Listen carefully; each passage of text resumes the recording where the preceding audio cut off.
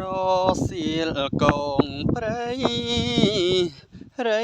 យំល្វើយល្វើយអោកៅបងងាយនាងនៅទីណាបងសែនអាឡ័យស្ទើរខ្សែសងខាបាត់ម្ចាស់ស្នេហាគ្មានលួងពេលឡើយ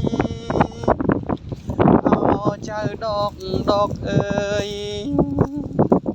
ចៅដកហុង